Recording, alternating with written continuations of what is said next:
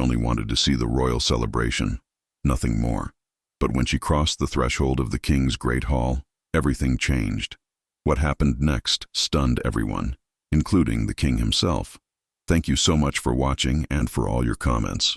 Let me know at the end if you liked the story and where you're watching from and why you're following this. The autumn morning broke cold and gray over the Kingdom of England, casting long shadows across the cobblestone streets of the capital. The year was 1287, and the realm had known peace for nearly a decade under the reign of King Edmund the Just, a monarch whose reputation for fairness and strength had brought stability to a land once torn by conflict. The royal castle stood imposing against the overcast sky, its stone walls darkened by centuries of rain and wind, its towers reaching toward the heavens as if to touch the very clouds themselves. Banners bearing the royal crest fluttered in the brisk breeze, the crimson and gold fabric snapping with each gust that swept down from the northern hills. Within the castle walls, preparations were underway for the annual Harvest Festival, a celebration that brought nobles and commoners alike to witness the kingdom's prosperity. The great hall had been decorated with garlands of autumn leaves, their colors ranging from deep burgundy to brilliant gold, and long tables had been arranged to accommodate the expected guests. Servants rushed through the corridors carrying platters of food, pitchers of wine, and bundles of fresh linens, their footsteps echoing against the ancient stone floors. The air was thick with the scent of roasting meat, freshly baked bread, and the sweet aroma of spiced wine that bubbled in great cauldrons over the kitchen fires. In a modest cottage on the outskirts of the capital, a young woman named Rosalind Merrick stood before a cracked mirror, adjusting the simple woolen dress she had sewn herself. At 20 years of age, Rosalind possessed a beauty that seemed to emanate from within, a radiance that no amount of fine clothing could enhance or diminish. Her hair cascaded down her back in waves of deep chestnut, catching the morning light that streamed through the small window of her chamber. Her eyes were the color of warm honey, flecked with gold that seemed to dance when she smiled, and her features were delicate yet strong, speaking of both gentleness and determination. She had inherited her mother's graceful bearing and her father's steadfast spirit, though both had been taken from her by fever 3 winters past. Rosalind lived now with her elderly aunt Margaret, a woman whose kindness had provided shelter when she had nowhere else to turn. The cottage was small but well kept, with herbs hanging from the rafters to dry, and a small garden out back where they grew vegetables to sell at the market. It was a humble existence, but Rosalind had learned to find contentment in simplicity, though sometimes, in the quiet hours before dawn, she wondered if there might be something more awaiting her beyond the confines of her modest life. On this particular morning, Rosalind had risen earlier than usual, for she had heard talk in the market the previous day of the Harvest Festival at the castle. The merchants had spoken of how the king would open the great hall to celebrate with his people, and in her innocent understanding, Rosalind had interpreted this to mean that all were welcome to attend. She had no fine gowns or jewels to wear, but she had taken great care to ensure her dress was clean and properly mended, and she had woven small wildflowers into her hair, creating a simple crown that added a touch of beauty to her appearance. Her Aunt Margaret had been less certain about the wisdom of attending such an event, her wrinkled face creasing with concern as she watched her niece prepare. "Child," she had said, her voice trembling slightly with age, "the castle is no place for the likes of us. The festival may be in honor of the harvest, but the great hall is reserved for those of noble birth and high standing. You mustn't confuse the king's generosity with an invitation to enter his private chambers." But Rosalind had smiled reassuringly, taking her aunt's weathered hands in her own. "The merchant said the king celebrates with his people, Aunt Margaret. Surely that means all people, not just those born to privilege. What harm could there be in witnessing the festivities? I shall stay near the back and disturb no one. I only wish to see the splendor of the royal hall just once in my life." Margaret had sighed, knowing the determination in her niece's eyes all too well. It was the same look Rosalind's mother had worn when she had decided upon something, and no amount of argument could sway her from her chosen path. "Very well," the old woman had relented, "but promise me you will be careful, child. The world of nobility is not like our own, and those born to power do not always look kindly upon those who venture where they do not belong." Rosalind had promised, kissing her aunt's cheek before setting out into the morning chill. The walk from their cottage to the castle took nearly an hour, her worn leather boots clicking against the cobblestones as she made her way through streets that grew increasingly grand the closer she came to the heart of the capital. She passed merchants opening their shops, bakers pulling fresh loaves from their ovens, and children playing in the alleyways, their laughter ringing out in the crisp morning air. As she approached the castle gates, Rosalind felt her heart begin to race with a mixture of excitement and trepidation. The guards stood at attention, their armor polished to a brilliant shine, their hands resting on the hilts of their swords. They wore heavy cloaks of deep blue wool lined with fur, and their expressions were stern and watchful. Rosalind hesitated for a moment, wondering if perhaps her aunt had been right to counsel caution, but then she saw other people passing through the gates, merchants and craftsmen bearing gifts for the king, and she took courage from their presence. She approached the gates with what she hoped was confidence, keeping her head high and her steps steady. To her surprise and relief, the guards barely glanced at her as she passed, apparently assuming she was among the servants or perhaps a merchant's daughter bringing goods for the festival. Rosalind felt a flutter of triumph in her chest as she crossed the threshold into the castle grounds, her eyes widening at the sight that greeted her. The courtyard was a flurry of activity, with horses being led to stables, carts being unloaded of their precious cargo, and nobles arriving in carriages adorned with their family crests. The nobles wore clothing that seemed impossibly rich to Rosalind's eyes, the women draped in gowns of silk and velvet with fur-trimmed cloaks, the men in fine tunics with leather belts studded with silver and gold. She felt suddenly very conscious of her simple woolen dress and worn boots, but she pushed the feeling aside, reminding herself that she had come only to observe, not to compete with those born to wealth and privilege. Following the flow of people, Rosalind made her way toward the great hall, her steps slowing as she approached the massive wooden doors that stood open to receive the guests. The doors were carved with intricate designs depicting scenes of battle and harvest, and they were easily 3 times her height, reinforced with iron bands that spoke of both beauty and strength. Guards stood on either side, their presence more ceremonial than restrictive, and Rosalind slipped past them with the crowd, her heart pounding so loudly she was certain everyone around her could hear it. The great hall took her breath away. It was vast beyond anything she had imagined, with a ceiling that soared high above, supported by thick wooden beams carved with elaborate patterns. Tapestries hung from the stone walls, depicting scenes of the kingdom's history, battles won and harvests celebrated, their colors rich and vibrant even in the filtered light that came through the tall, narrow windows. Long tables stretched the length of the hall, already laden with food and drink, and at the far end, elevated on a dais, sat the high table where the king and his closest advisors would preside over the festivities. Rosalind positioned herself near the back of the hall, trying to make herself as inconspicuous as possible among the gathering crowd. She watched in wonder as more nobles arrived, announced by a herald whose voice rang out clear and strong, calling forth names and titles that meant nothing to her but clearly carried great weight among those assembled. There were lords and ladies from across the kingdom, knights who had served in the king's army, and merchants wealthy enough to claim a place among the elite. The hall grew more crowded with each passing moment, and Rosalind found herself gradually pushed forward by the press of bodies, away from the safe anonymity of the back wall and closer to the center of the gathering.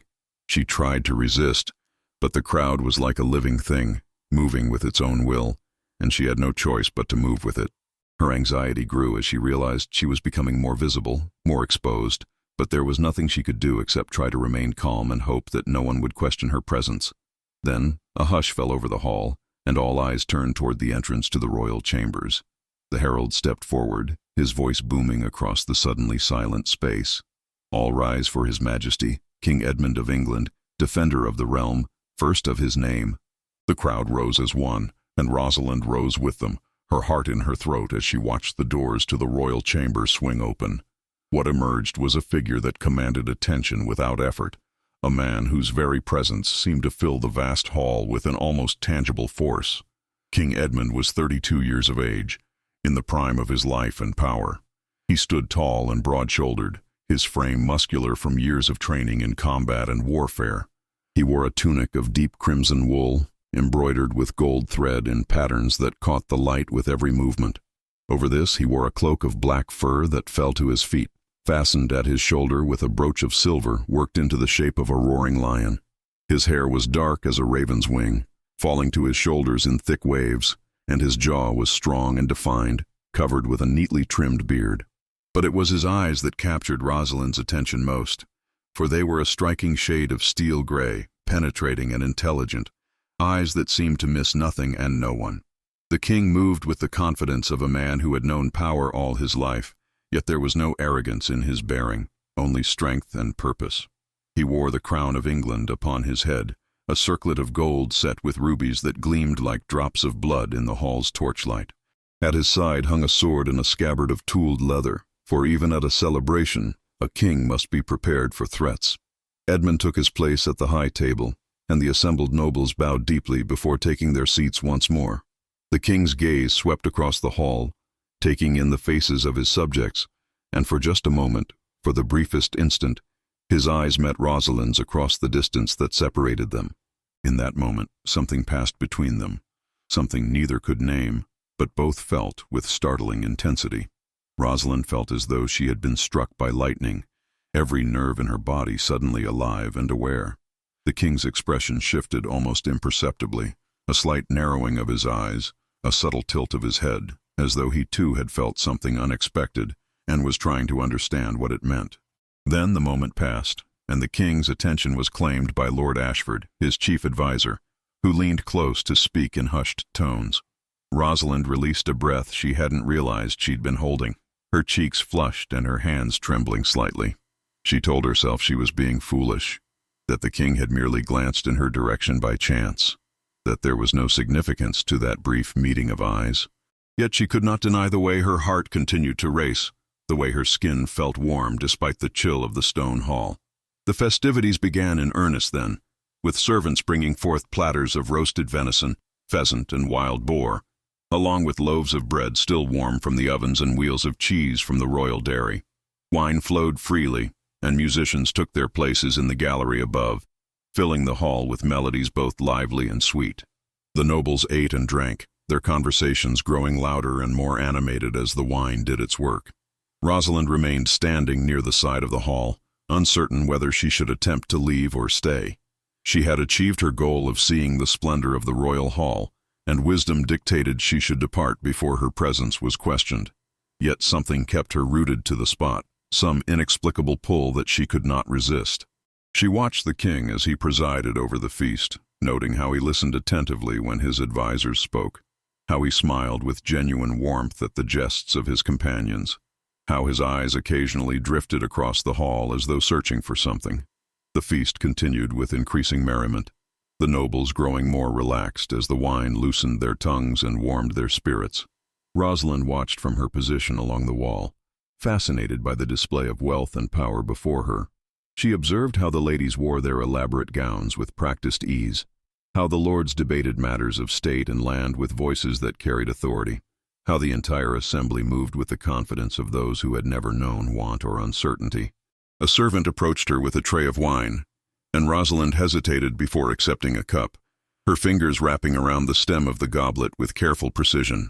The vessel itself was more valuable than anything she owned, made of silver with delicate engravings along its surface. She took a small sip, the wine rich and sweet on her tongue, unlike the simple ale she was accustomed to drinking at home. The warmth of it spread through her chest, easing some of the tension that had gripped her since she entered the hall. From his position at the high table, King Edmund found his attention repeatedly drawn to the young woman standing near the wall.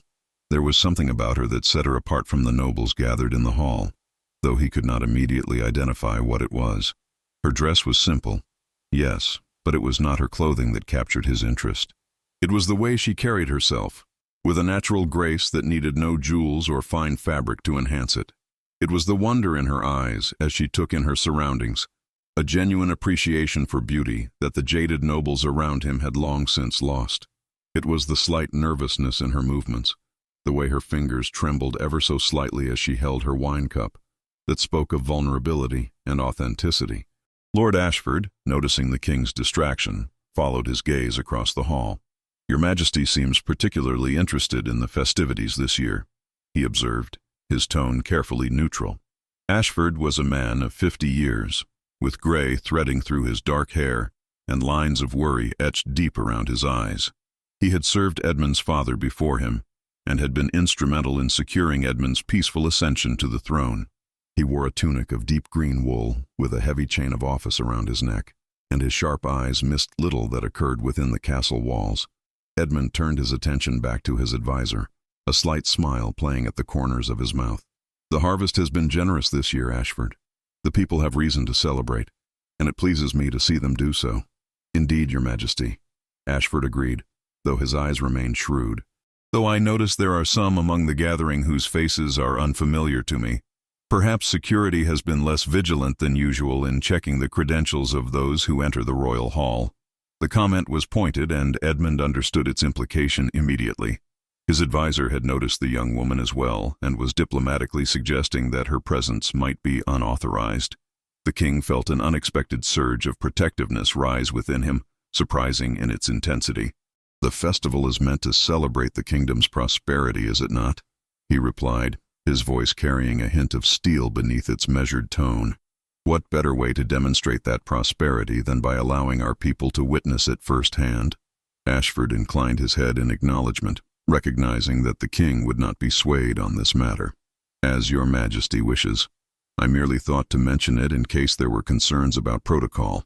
"Your vigilance is appreciated, as always," Edmund said, softening his tone. "But let us not trouble ourselves with such matters today. There will be time enough for protocol and procedure tomorrow." As the feast progressed, the nobles began to rise from their tables, moving about the hall to converse with one another, to forge alliances and settle disputes, to gossip and scheme as was the nature of court life.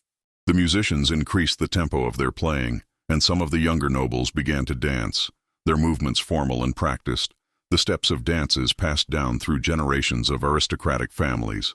Rosalind found herself inadvertently pushed further into the hall by the movement of the crowd. She tried to retreat back toward the wall, but bodies pressed in on all sides, nobles passing by without seeming to notice her presence. She felt increasingly out of place, acutely aware that she did not belong among these people of power and privilege. Her earlier excitement had given way to a growing sense of anxiety, and she began to seriously contemplate making her way to the exit. Consequences be damned. It was then that disaster struck. A nobleman, already deep in his cups and weaving slightly on his feet, stumbled backward into Rosalind without warning. The impact sent her wine cup flying from her hand, the deep red liquid arcing through the air in what seemed like slow motion. Rosalind watched in horror as the wine splashed across the fine silk gown of a lady standing nearby, staining the pale blue fabric with crimson.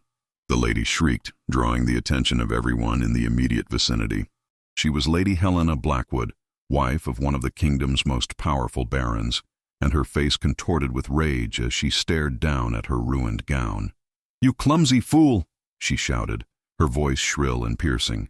"Do you have any idea what this gown cost? Look what you've done!" Rosalind felt her face burning with shame and fear. "My lady, I am so terribly sorry," she stammered, moving forward instinctively to try to help, though she had no idea what she could possibly do to repair the damage. "It was an accident, I didn't mean—" "Accident?" Lady Helena cut her off, her eyes narrowing as she took in Rosalind's simple dress and worn boots. "Who are you? I don't recognize you from any of the noble families. What right do you have to be in the royal hall?" A circle had formed around them now, nobles pressing close to witness the confrontation. Rosalind felt the weight of dozens of eyes upon her, judging her, finding her wanting. Her throat constricted with panic, and she struggled to find words that might explain her presence without making matters worse. I heard that the festival was open to all the king's subjects," she managed to say, her voice barely above a whisper. "I meant no harm or disrespect. I only wished to see—" "Open to all?" Lady Helena laughed, a cruel sound that held no humor. "You ignorant girl. The festival may be held in honor of all, but the great hall is reserved for those of noble birth. You have no business here, and now you've destroyed a gown worth more than your entire miserable hovel of a home." Tears stung Rosalind's eyes, but she refused to let them fall, clinging to what dignity she could muster. "I will find a way to make amends, my lady. If you tell me the cost, I will work to repay you, though it may take time." "Repay me?" Lady Helena's voice rose to a near screech. "With what? The few coppers you earn scrubbing floors or selling wilted vegetables at market? Guards, remove this peasant from the hall at once, and see that she is taught a lesson about knowing her place. Two guards began to move toward Rosalind, their hands reaching for her arms, and she felt true fear grip her heart. She had been foolish to come here, foolish to think she could glimpse a world that was never meant for someone like her. Her aunt had tried to warn her, but she had not listened, and now she would pay the price for her presumption. But before the guards could reach her, a voice rang out across the hall, clear and commanding, a voice that carried absolute authority. "Stop." The single word brought all movement to an immediate halt. The guards froze in place, the crowd parted, and Lady Helena's expression shifted from righteous indignation to sudden uncertainty. King Edmund strode through the assembled nobles, his cloak billowing behind him, his steel-gray eyes fixed on the scene before him with an intensity that made those in his path hastily step aside. He came to stand before Rosalind, and she found herself unable to look away from his face, even as she knew she should lower her eyes in deference to his rank. Up close, he was even more imposing than he had appeared from across the hall. He stood easily a head taller than she, and the breadth of his shoulders spoke of strength earned through years of training and battle. Yet there was something in his eyes, something that went beyond mere authority, a depth of character that both intimidated and intrigued her. "Your Majesty," Lady Helena began, her tone immediately shifting to one of oily deference. "This girl has ruined my gown, and has no right to be present in the royal hall. I was merely seeking to have her removed for her transgression." Edmund did not even glance at Lady Helena, keeping his gaze fixed on Rosalind. "What is your name?" he asked, his voice gentler than she had expected, though it still carried an undercurrent of power. Rosalind swallowed hard, forcing herself to speak, despite the fear that threatened to choke her. "Rosalind Merrick, Your Majesty," she managed, her voice trembling slightly. I was told the festival was open to all, and I wished only to see the Great Hall. I did not mean to cause any trouble or damage. The accident was not intentional, and I take full responsibility for it." "And where do you come from, Rosalind Merrick?" the king asked, his head tilting slightly as he studied her face with an attention that made her feel as though he could see into her very soul. "I live with my aunt on the outskirts of the capital, Your Majesty," she replied, surprised by his interest in such details. "We are not of noble birth, but we are honest people. I should not have presumed to enter the royal hall without proper invitation. The fault is mine alone, and I will accept whatever punishment you deem appropriate." There was something about her honesty, her willingness to accept responsibility without making excuses, that struck Edmund deeply. He had spent his entire life surrounded by nobles who spoke in carefully crafted phrases designed to obscure truth and serve their own interests. This young woman, standing before him with wine staining her simple dress and fear in her golden eyes, spoke with a directness that was both refreshing and rare. He turned finally to face Lady Helena, and the noblewoman took an involuntary step backward at the expression on his face.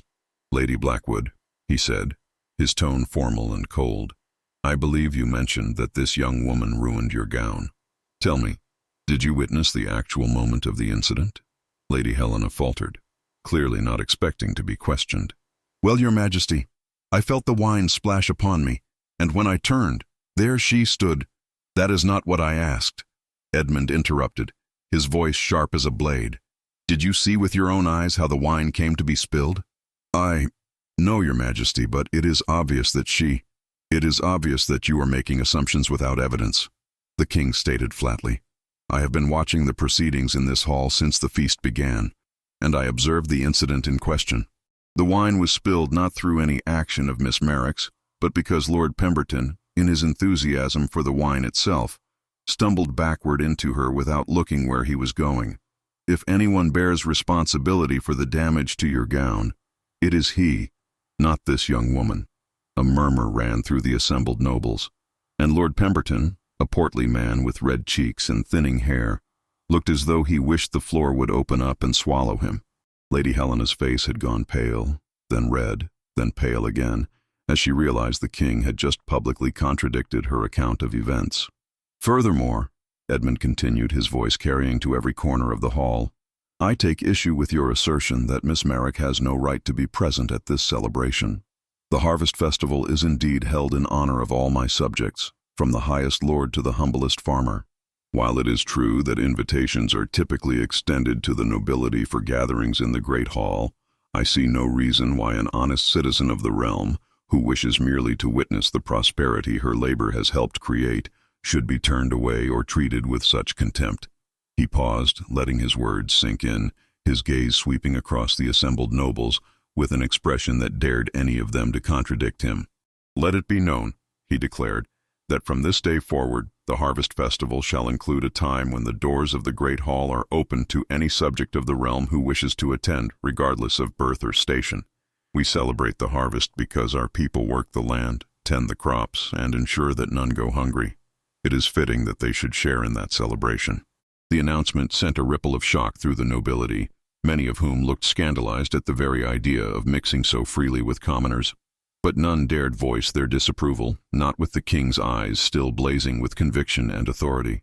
Edmund turned back to Rosalind, his expression softening considerably. "Miss Merrick, please accept my apologies for the treatment you have received here today. You are my guest, and as such you should be treated with the same courtesy extended to any other guest in my hall." Rosalind felt as though she were trapped in a dream, unable to fully comprehend what was happening. The king himself was apologizing to her, defending her before the entire court, announcing changes to royal tradition on her behalf. It was impossible, absurd, and yet it was happening right before her eyes. "Your Majesty, I don't know what to say," she stammered, her heart pounding so hard she feared it might burst from her chest. "You are too kind, far more than I deserve." "Kindness has nothing to do with it," Edmund replied, a hint of a smile touching his lips for the first time. "Justice does not recognize the boundaries of birth or station, Miss Merrick. It is simply the right thing to do." The king's declaration hung in the air like a challenge, and the assembled nobles exchanged glances of barely concealed displeasure. Yet none dared speak against their sovereign's decree, for Edmund's reputation as a just but firm ruler was well established throughout the kingdom.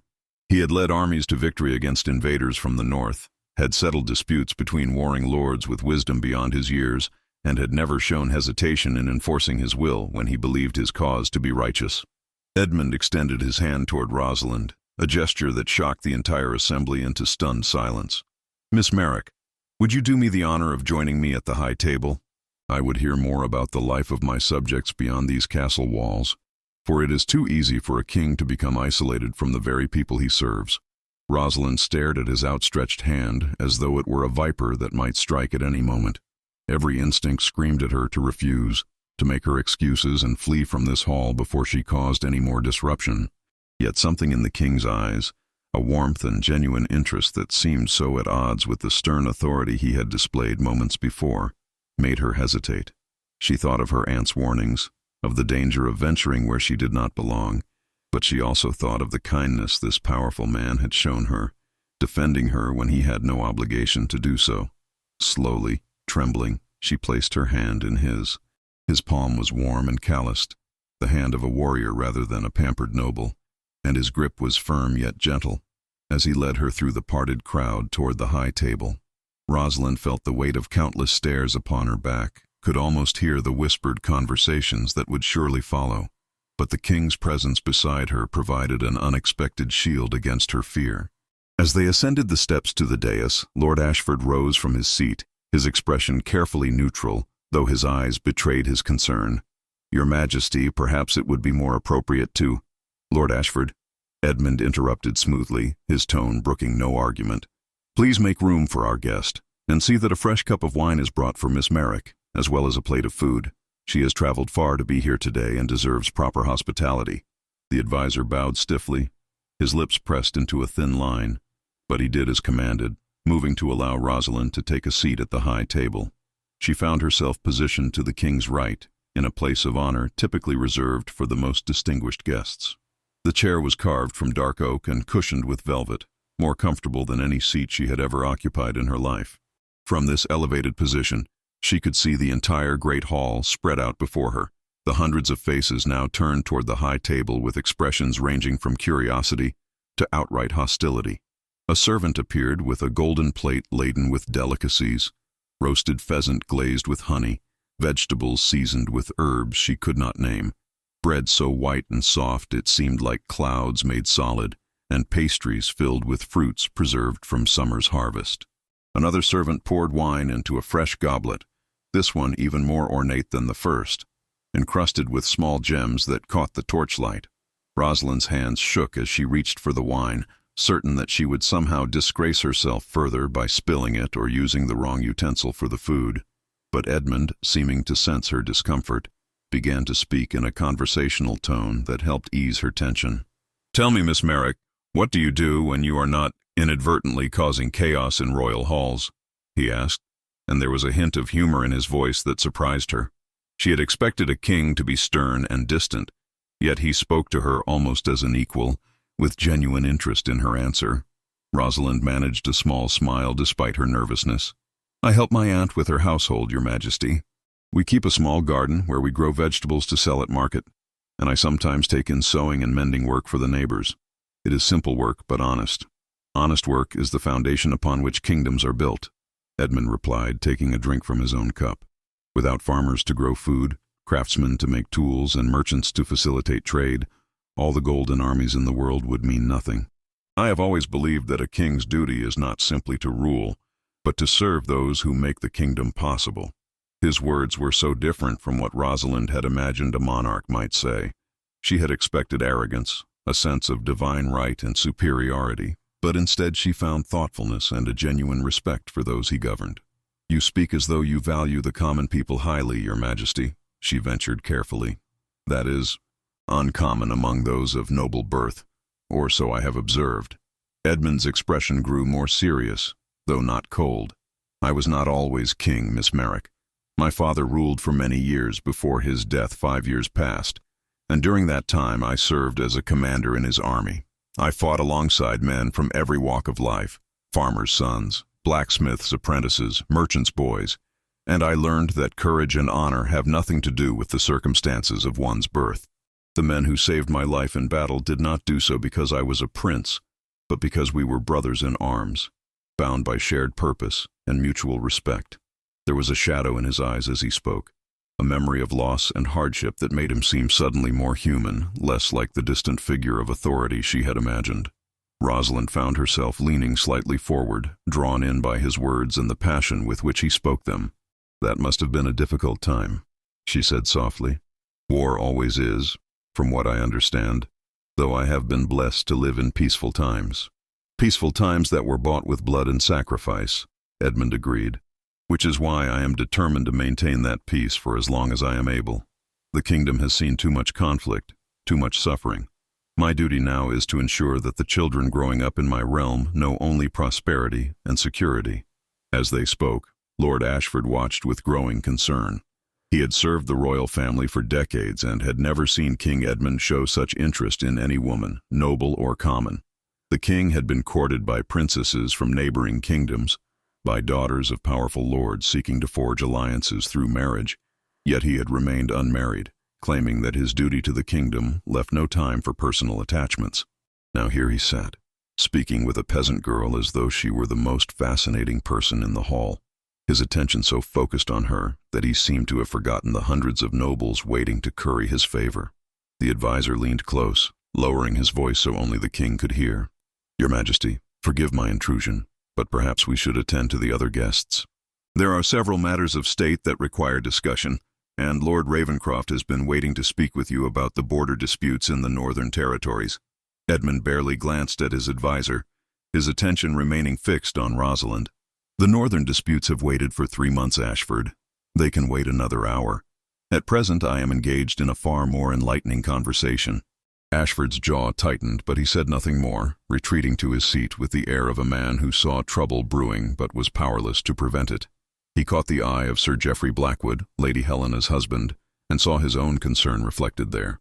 The Baron was a man of considerable influence, with lands stretching across 3 counties and the command of a private army that numbered in the thousands. His wife's public humiliation at the king's hands would not sit well with him, and alliances at court were delicate things, easily broken by perceived slights. Meanwhile, Rosalind found herself relaxing despite the surreal nature of her situation. The king's manner put her at ease, and she discovered that speaking with him was not unlike speaking with any other person, save that his words carried the weight of experience and wisdom beyond his years. They discussed the harvest, the state of the roads leading to the capital, the price of grain at market, and a dozen other topics that might seem mundane, but which revealed much about the kingdom's health. "You have a keen eye for detail, Miss Merrick," Edmund observed after she had described the challenges her aunt faced in selling their produce at market due to competition from larger farms, "and a clear understanding of the economic forces at work in my kingdom. Tell me, have you always possessed such insight?" Rosalind felt her cheeks warm at the compliment. "My father was a merchant, Your Majesty, before the fever took him. He used to explain his business to me when I was a child, teaching me about supply and demand, about the importance of fair dealing and honest measure. I suppose some of his lessons stayed with me, though I never imagined they would be of interest to anyone, let alone a king." "Your father sounds as though he was a wise man," Edmund said, and there was genuine respect in his voice. "The kingdom needs more such men, people who understand that prosperity comes not from hoarding wealth, but from fair exchange and mutual benefit. I wish I could have met him." The simple sincerity of the statement brought unexpected tears to Rosalind's eyes. She blinked them back quickly, not wishing to appear weak or emotional before the entire court. "Thank you, Your Majesty. That is very kind of you to say." The afternoon wore on, and the festivities continued around them, but Edmund seemed content to remain in conversation with Rosalind, asking questions about her life, her hopes, her observations of the world around her. She, in turn, found herself asking him questions as well, emboldened by his openness to speak more freely than she would have ever dared under normal circumstances.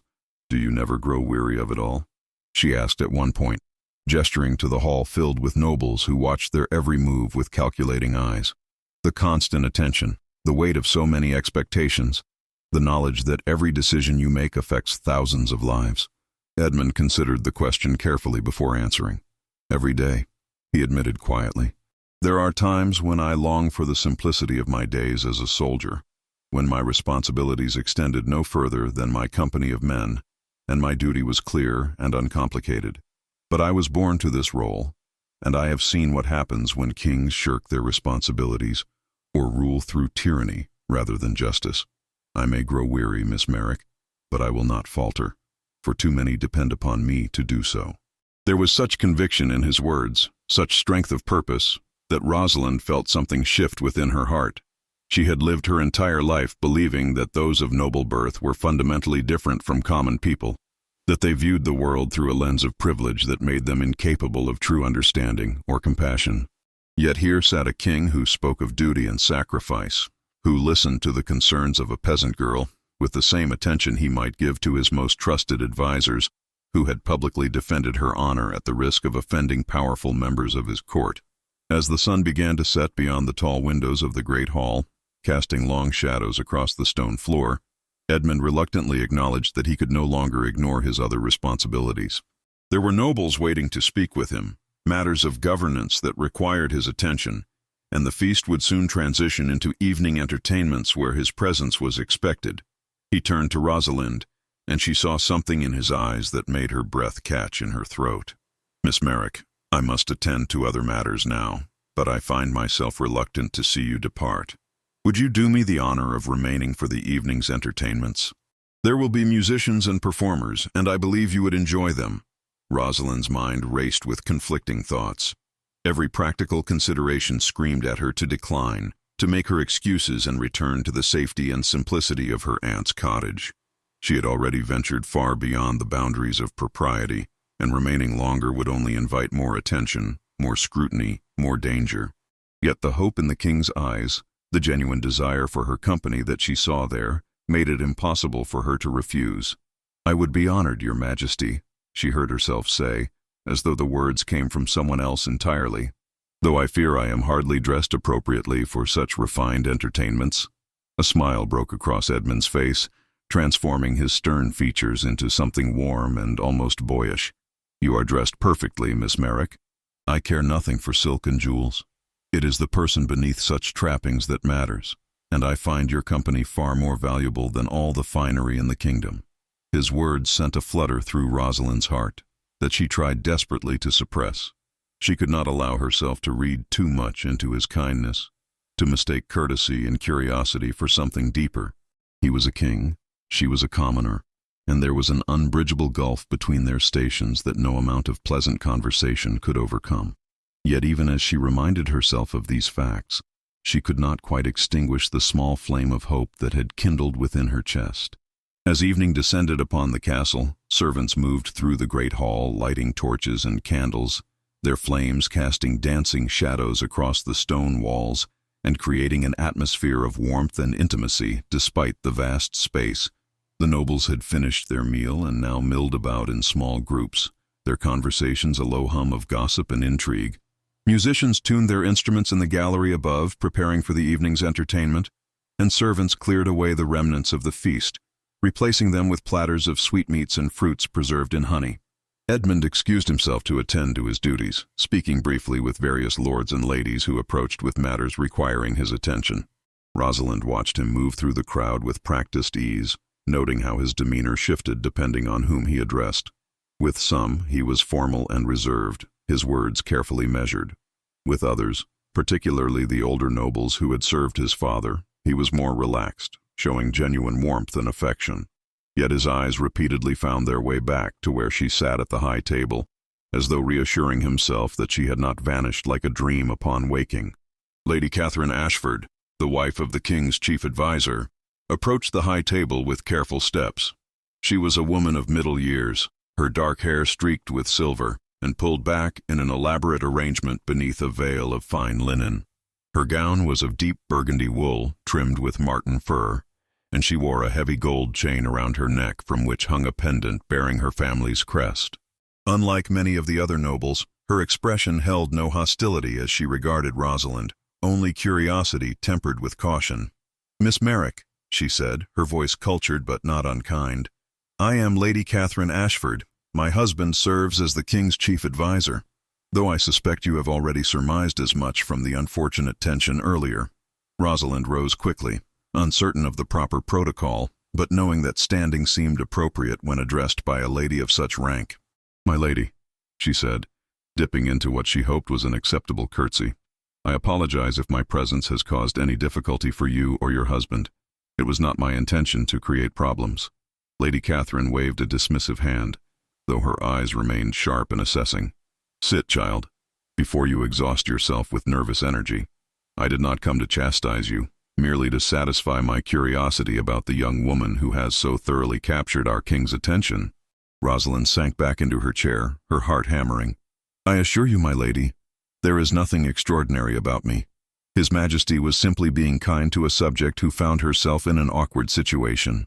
"My dear girl," Lady Catherine said, a knowing smile touching her lips, "I have known Edmund since he was a boy running through these halls with a wooden sword, terrorizing the servants and driving his tutors to distraction. I have seen him grow into a man of great strength and wisdom, and I have watched countless women attempt to catch his eye over the years. Not once have I seen him look at any of them the way he looks at you." The words sent a jolt through Rosalind's chest, half hope and half fear. "You are mistaken, my lady. The king and I have only just met, and we are from entirely different worlds. Whatever interest he shows is merely curiosity, nothing more." Lady Catherine studied her for a long moment, her expression thoughtful. "Perhaps you are right, and perhaps time will prove you wrong. But I would offer you some advice, if you will hear it. The life of a royal court is not simple, Miss Merrick.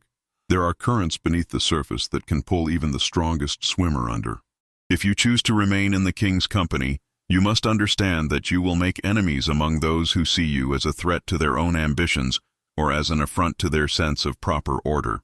"I have no desire to threaten anyone or disrupt anything," Rosalind protested. "I only wanted to see the Great Hall, and now I find myself caught up in circumstances beyond my understanding or control."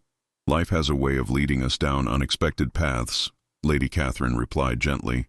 "But you seem like a sensible young woman with a good heart.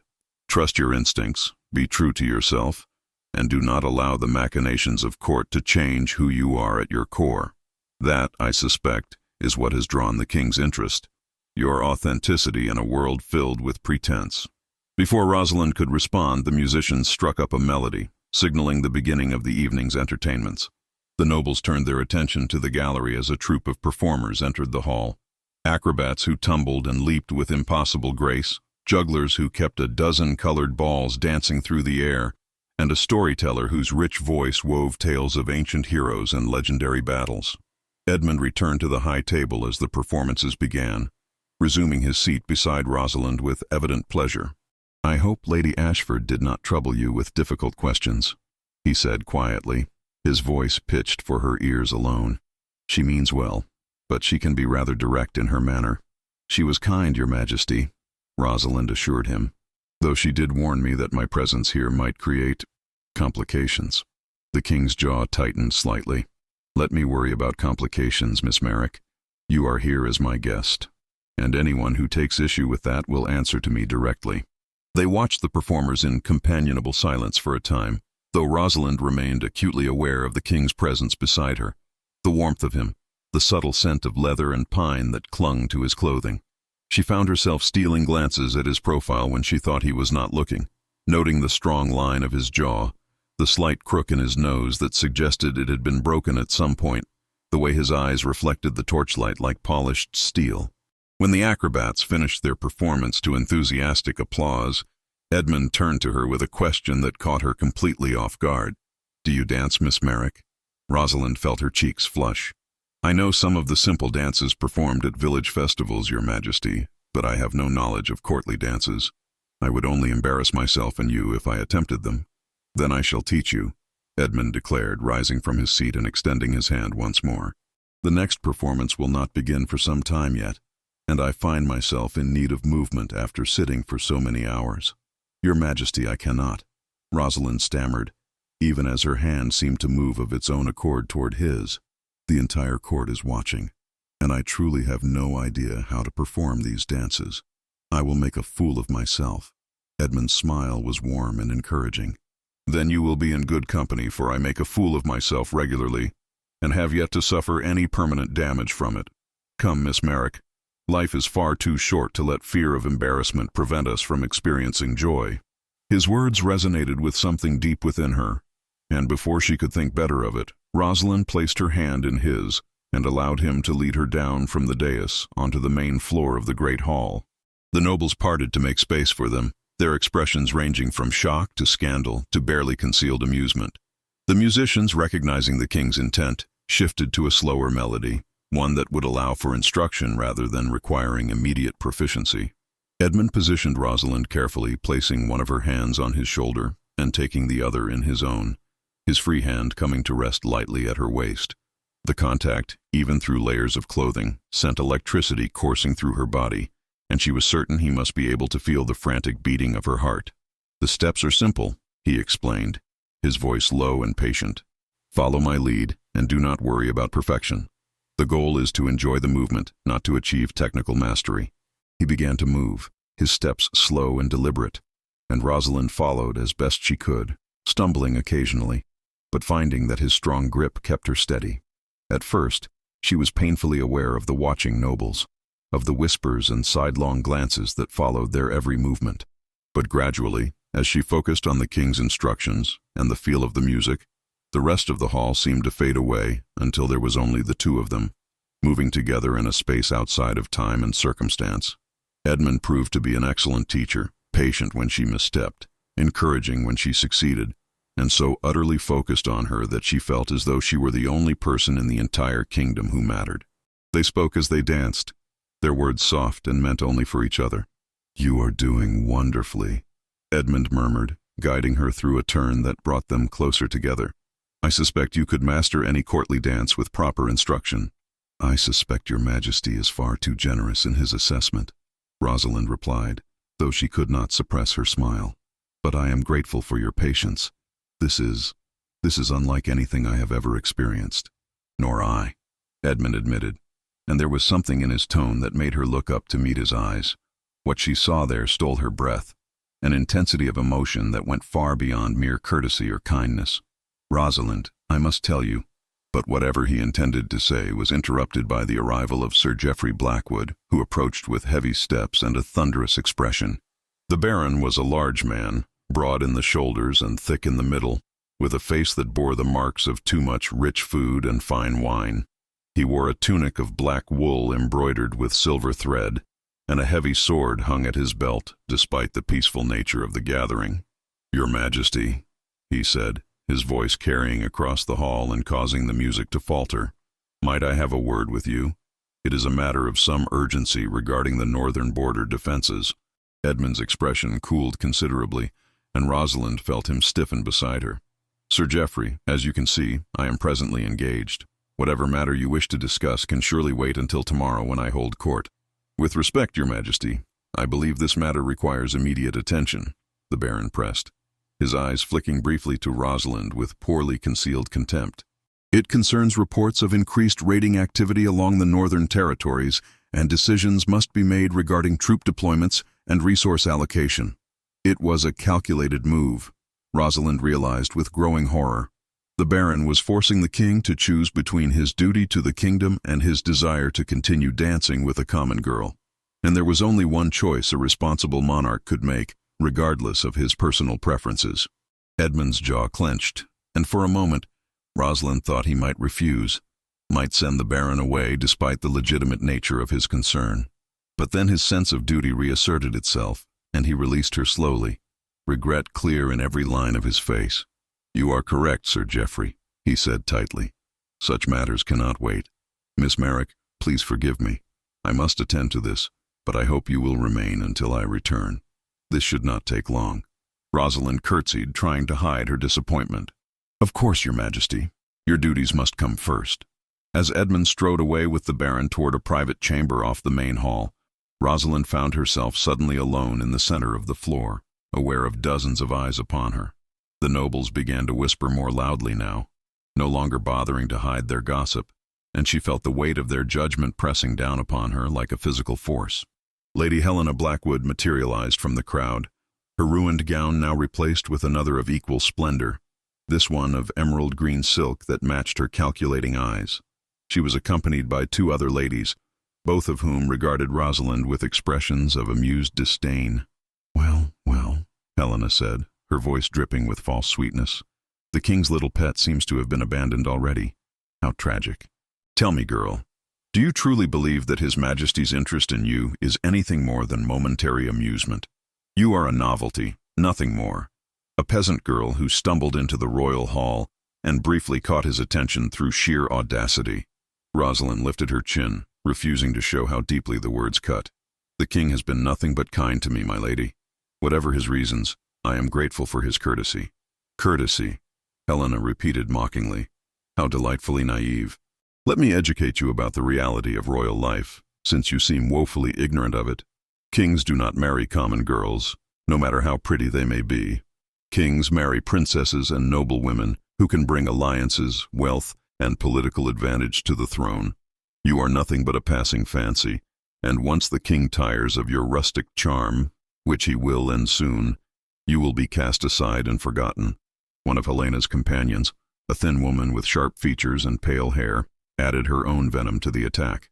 And when that happens, you will return to your pitiful existence scrubbing floors and selling vegetables, but now you will do so knowing exactly what you can never have. The king is being cruel to you, though you are too simple to recognize it. He is giving you a taste of a world you can never truly enter, and that taste will poison the rest of your life. The words struck deep, finding purchase in the secret fears that Rosalind had been trying to suppress since the moment the king had first defended her. She knew they were right in at least one respect. She and Edmund existed in different worlds, separated by a chasm that no amount of kindness or attraction could bridge. Yet hearing these truths spoken aloud by women who clearly delighted in her pain made them somehow more cutting, more real. Before she could formulate a response, Lady Catherine Ashford appeared at her side, her presence commanding enough to give even Lady Helena pause. "That is quite enough," she said firmly, her voice carrying the authority of her position and years. "Lady Blackwood, I believe your husband requires your presence in the antechamber. He was asking for you most insistently." It was a lie, transparently so, but delivered with such confidence that Helena had no choice but to accept it without losing face. She shot Rosalind one final venomous look before sweeping away with her companions, their silk skirts rustling against the stone floor. Lady Catherine turned to Rosalind, her expression softening. "Do not let their cruelty poison your heart, child. They fear you, which is why they attack with such vigor. You represent something they cannot understand or control, and that frightens them more than any army at the gates. They speak the truth, though. Rosalind said quietly, her voice barely above a whisper. "I do not belong here, and the king's interest in me, however genuine it may seem, cannot lead anywhere. I should never have come. I should never have allowed myself to hope for even a moment that—" She stopped herself, unwilling to voice the traitorous thought that had been growing in her heart. "That what?" Lady Catherine prompted gently. "That you might matter to him? That he might see beyond the circumstances of your birth to the person you truly are? Oh, my dear girl, you already matter to him. Anyone with eyes can see it. The question is not whether there is something real between you, but whether you both have the courage to pursue it despite the obstacles that stand in your way." Rosalind shook her head, tears threatening to spill from her eyes. "Even if what you say is true, what future could we possibly have? He is a king bound by duty and tradition. I am a peasant with nothing to offer but honest work and a good heart. The nobles would never accept such a union, and I would not ask him to choose between his kingdom and whatever he might feel for me." "Those are concerns for tomorrow," Lady Catherine said firmly. "Tonight you are here, and he wishes you to stay. Do not let fear or the spite of small-minded people rob you of this moment. Life offers so few chances for genuine connection, Rosalind. When they appear, we must be brave enough to seize them, consequences be damned." The older woman's words struck a chord within Rosalind, reminding her of her father's philosophy that life was meant to be lived fully, with courage and integrity, rather than timidity and regret. He had always taught her that the circumstances of one's birth mattered far less than the choices one made with the life given. Perhaps she had no right to be here, no claim to the king's attention, but she was here nonetheless, and Edmund had asked her to stay. Surely there was no shame in honoring that request, in allowing herself to experience one evening of magic before returning to the harsh realities of her ordinary existence. She took a deep breath, steadying herself, and looked Lady Catherine in the eye. "You are right, my lady. Thank you for your kindness and your wisdom. I will stay, at least for a while longer." Lady Catherine smiled warmly, patting Rosalind's hand. "Good girl. Now come sit with me while the king attends to his business. I shall introduce you to some of the more reasonable members of court. Yes, they do exist, though they are admittedly rare, and we shall see about finding you more appropriate attire for evening entertainments." "My lady, I could not possibly accept such generosity," Rosalind protested, but Catherine was already leading her toward a group of ladies seated near one of the great fireplaces that lined the hall. "Nonsense. You are a guest of the king, and it is my duty as the wife of his chief advisor to ensure you are properly cared for. Besides," she added with a conspiratorial smile, "I suspect Edmund will appreciate seeing you in something other than your day dress, lovely though it is in its simplicity." The ladies to whom Catherine introduced Rosalind proved to be a different breed from Helena Blackwood and her cruel companions. They were older women, most of them wives of lords who served in the king's council, and while they were initially reserved in their reception, Catherine's endorsement carried weight. They asked Rosalind questions about her life with genuine curiosity rather than condescension, and seemed impressed by her intelligence and articulate manner of speaking. One of them, Lady Isabel Wyndham, offered a solution to the clothing situation. "My daughter is of similar build to you, Miss Merrick, and she left several gowns here at the castle when she departed to visit her husband's family in the Western Territories. I am certain she would not mind if you borrowed one for the evening. It would be far more suitable for the evening festivities than your current dress, which, while charming, is better suited to daytime activities." Rosalind was overwhelmed by the kindness, so different from the hostility she had encountered earlier. "I do not know how to thank you, Lady Wyndham. Your generosity is far more than I deserve." "Think nothing of it, child," Isabel replied warmly. "Any friend of Lady Catherine's is welcome among our circle, and anyone who can make our king smile so genuinely deserves our support. Edmund has carried the weight of the kingdom on his shoulders for 5 years now, and in all that time I have never seen him look as unburdened as he did while dancing with you." While servants were dispatched to retrieve the promised gown, Edmund remained closeted with Sir Geoffrey Blackwood and several other lords in a private chamber. The discussion of northern border defenses was legitimate. There had indeed been reports of increased raiding from barbarian tribes beyond the kingdom's borders, but Edmund could not shake the feeling that the timing of this urgent meeting was more about separating him from Rosalind than about addressing any genuine crisis. Sir Geoffrey laid out maps on the heavy oak table, pointing to various locations where raids had been reported. Your Majesty, the situation is becoming untenable. 3 villages have been attacked in the past month, livestock stolen, crops burned, and several families killed. The local lords are demanding action, and if we do not respond decisively, we risk appearing weak. Edmund studied the maps carefully, his mind working through the tactical considerations. What forces do we currently have stationed in the Northern Territories, and what additional troops would you recommend deploying? Lord Ashford, who had joined them for the discussion, provided the details. We have approximately 500 men-at-arms currently garrisoning the northern forts, Your Majesty. I would recommend doubling that number and establishing additional patrol routes between the villages most at risk. And the cost of such a deployment? Edmund asked, his tone businesslike despite his desire to conclude this meeting as quickly as possible. Significant but manageable, Ashford replied. We would need to draw troops from the southern garrisons, which would leave those areas somewhat more vulnerable, but the southern border has been quiet for years. The greater risk lies in the north. Edmund nodded, making his decision. Very well. Draw up orders for the troop movements, but I want them reviewed by the full council before implementation. We shall convene tomorrow morning to discuss the specifics and ensure we are not overreaching or creating new vulnerabilities in our haste to address this threat. Is there anything else that requires my immediate attention tonight, or can the remainder wait until morning?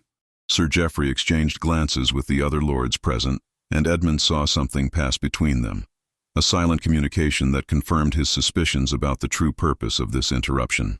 There is one other matter, Your Majesty, the Baron said slowly.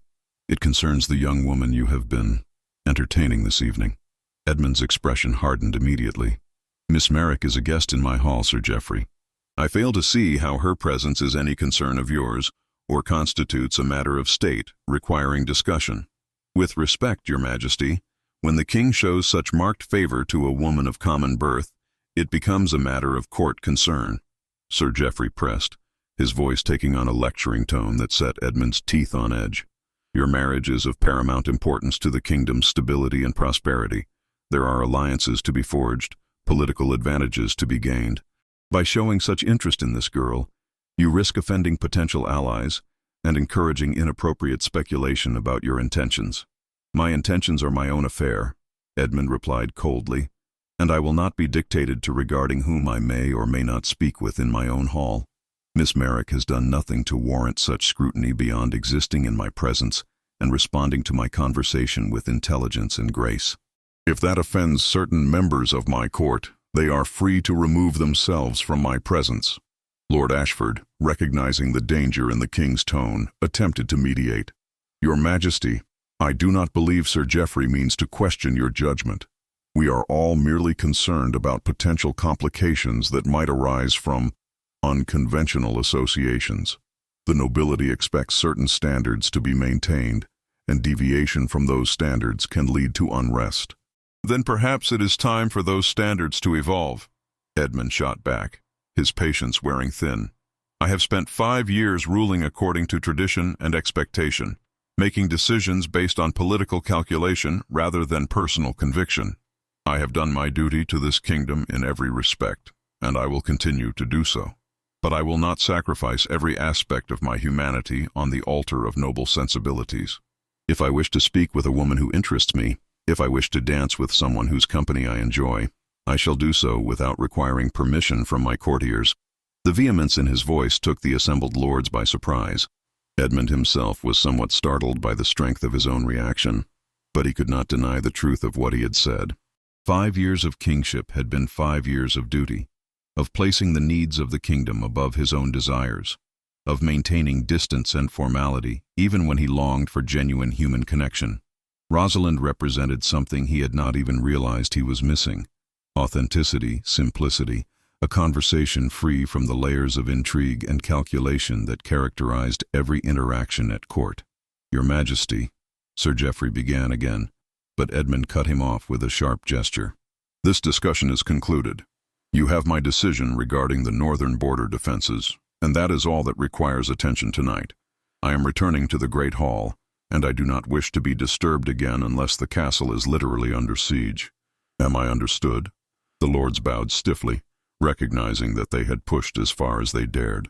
Edmund strode from the chamber without waiting for their formal dismissal, his mind already returning to thoughts of the young woman he had left waiting. He knew he was being reckless, that his advisors had legitimate concerns about the appearance of impropriety, but he found he could not bring himself to care. For the first time in years, he had met someone who saw him as a man rather than merely as a crown, and he was not prepared to give that up simply because it made others uncomfortable. When he re-entered the great hall, his eyes immediately sought Rosalind among the crowd. What he found made him stop in his tracks, his breath catching in his throat. She stood in conversation with Lady Catherine and several other noble women, but she had changed her clothing. She now wore a gown of deep blue velvet that brought out the golden tones in her eyes, with sleeves that fell in graceful folds and a neckline that was modest yet elegant. Her hair had been arranged more elaborately, woven with ribbons of silver that caught the candlelight, though several curls had been left to frame her face in soft waves. She was, quite simply, the most beautiful woman Edmund had ever seen. Not because the fine clothing transformed her, if anything, it merely highlighted the natural beauty that had always been present, but because she carried herself with such unconscious grace, such genuine warmth as she spoke with the ladies around her, that she seemed to shine from within. Rosalind looked up as though sensing his gaze upon her, and their eyes met across the expanse of the hall. A smile bloomed on her face, radiant and unguarded, and Edmund felt something shift within his chest, something profound and irrevocable. In that moment, he knew with absolute certainty that this woman, this unexpected gift that had walked into his hall by accident, would change the course of his life forever. He made his way through the crowd toward her, and the assembled nobles parted before him like water before the prow of a ship. When he reached her side, he took her hand and raised it to his lips, pressing a kiss to her knuckles that sent whispers racing through the hall like wildfire. "You look magnificent," he said softly, his eyes never leaving hers. "Though in truth you needed no fine gowns to be beautiful, you were so before, and you are so now."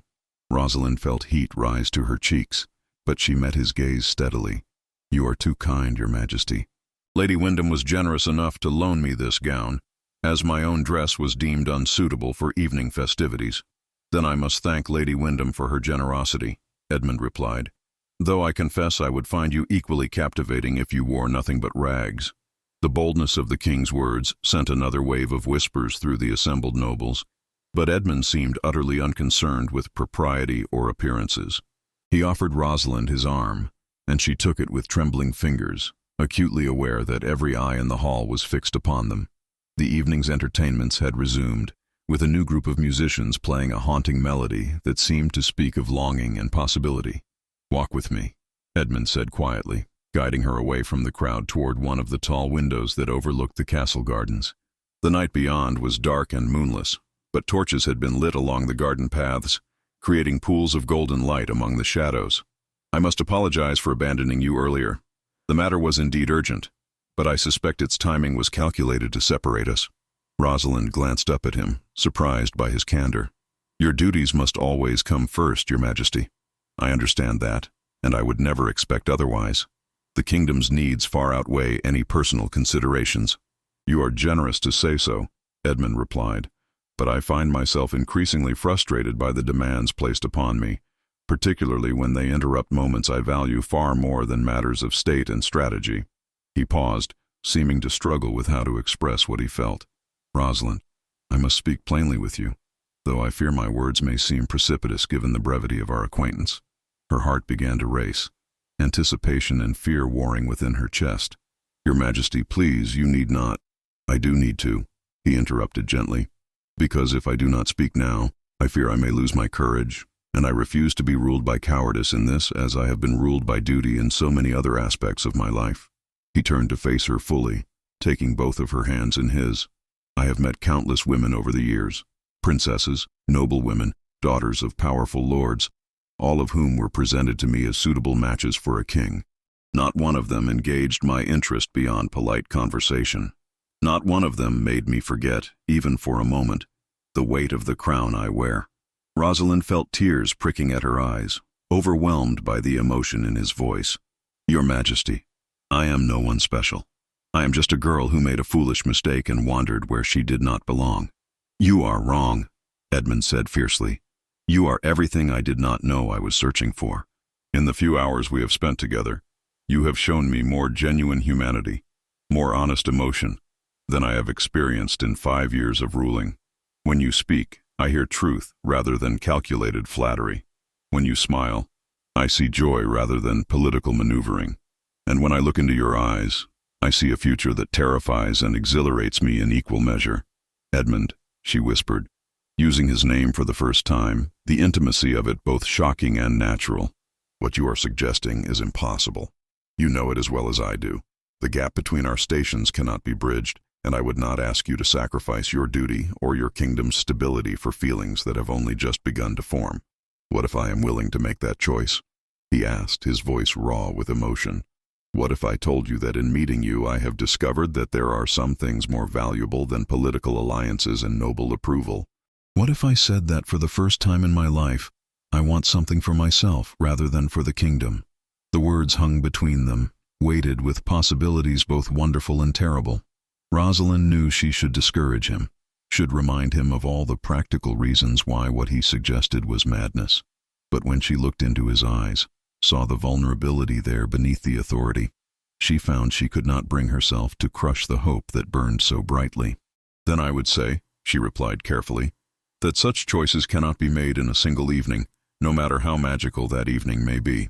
I would say that we should take time to understand what we truly feel, to consider the consequences not just for ourselves, but for all those who depend upon you. And I would say that whatever happens, I am honored beyond words that you would even consider me worthy of such regard. Edmund smiled, though there was sadness mixed with the warmth in his expression. You are wise as well as beautiful, and you are right, of course. These are not decisions to be made rashly, but I want you to know that my interest in you is genuine, Rosalind. Whatever obstacles we may face, whatever opposition may arise, I will not simply forget you or dismiss what I feel as mere infatuation. Before she could respond, the moment was shattered by a commotion near the entrance to the great hall. The massive doors burst open, and a messenger stumbled through, his clothing mud-splattered and torn, his face pale with exhaustion and fear. Guards moved to intercept him, but he called out in a voice that carried across the sudden silence. Your Majesty, I bring urgent news from the Northern Territories. The raids were not random attacks. They were coordinated strikes meant to draw our attention and our forces away from the capital. Edmund released Rosalind's hands and strode toward the messenger with swift purpose, his entire demeanor shifting from vulnerable suitor to commanding monarch in an instant. Speak clearly, man. What has happened? The messenger dropped to one knee, gasping for breath. Lord Godric Ravenscroft has revealed his true intentions, Your Majesty. He has been gathering forces in secret for months, and tonight he marches on the capital with an army of over 3,000 men. He means to take the throne by force, claiming that your rule has weakened the kingdom and that England needs a stronger hand at the helm. The announcement sent shockwaves through the assembled nobles. Lord Godric Ravenscroft was a powerful baron whose lands encompassed a significant portion of the Northern Territories. He was a man of fierce ambition and even fiercer pride, who had never fully accepted Edmund's ascension to the throne 5 years prior. There had always been whispers that Godric believed himself more suited to rule, that he considered Edmund too young and too idealistic to effectively govern, but no one had suspected he would actually move against the crown.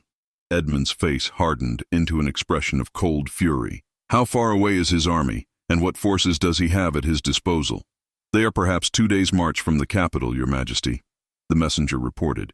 He has gathered not only his own men-at-arms, but also mercenaries from across the northern regions, as well as warriors from the barbarian tribes beyond our borders.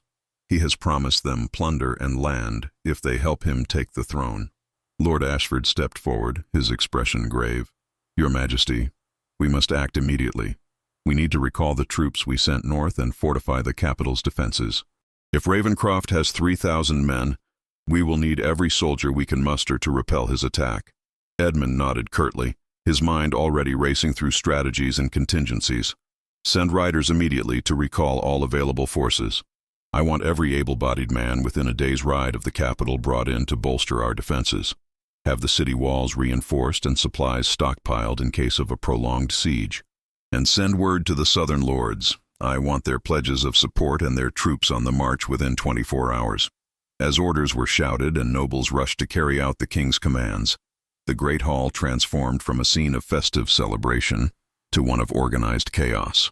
The women were quickly ushered toward the inner chambers where they would be safer, while the men gathered to discuss defense strategies and troop deployments. The evening's entertainments were forgotten, the music silenced, the laughter replaced by grim determination. Rosalind found herself swept along with the other women, Lady Catherine keeping a firm grip on her arm as they moved through the corridors. "You must stay within the castle walls," Catherine insisted. "The capital will soon be under threat, and you will be safer here than trying to make your way home through streets that may become a battlefield." "My aunt," Rosalind protested, fear for her elderly relative overwhelming her own concerns. "She is alone in our cottage. I must go to her, ensure she is safe." "I will send guards to bring her here," Catherine promised. "Give me your direction, and I will see to it personally. But you cannot leave the castle now, Rosalind. The king would never forgive me if I allowed you to put yourself in danger, and frankly, I would never forgive myself." Rosalind gave Catherine the information needed to find her aunt, then allowed herself to be led to a small chamber in one of the castle's towers. It was simply furnished but comfortable, with a bed covered in warm furs, a fireplace where flames already crackled, and a window that looked out over the city. She could see lights beginning to appear throughout the capital as word of the threat spread, could hear the distant sounds of alarm bells being rung to rouse the citizens to action. She stood at the window, her mind reeling from the sudden turn of events. Just hours ago, she had been a simple girl with a simple life. Her greatest concern whether she would sell enough vegetables at market to help her aunt pay the winter taxes. Now she found herself in the midst of a crisis that threatened the entire kingdom, caught up in events that seemed far beyond her understanding or control. And somewhere in the chaos below, Edmund was preparing to defend his throne and his people against a traitor who would see him dead or deposed. The door to her chamber opened, and Rosalind turned to find Edmund striding in, still wearing his formal attire, but now with a sword belted at his waist and a determination in his eyes that spoke of battles to come. He crossed the room in 3 long strides and took her in his arms, holding her close against his chest. "I had to see you before the situation becomes too dire," he said, his voice muffled against her hair. "I needed to know you were safe, that you would remain within these walls where my guards can protect you."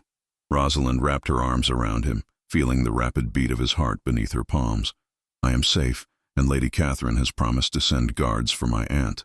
But Edmund, what will you do? How can you possibly defend against an army of 3,000 men? The capital's walls are strong, and we have perhaps 1,500 men-at-arms within the city who can be mobilized immediately," he replied, pulling back slightly to look down into her face. "With the reinforcements from the southern territories and the troops we can recall from other garrisons, we will match Ravencroft's numbers within 3 days.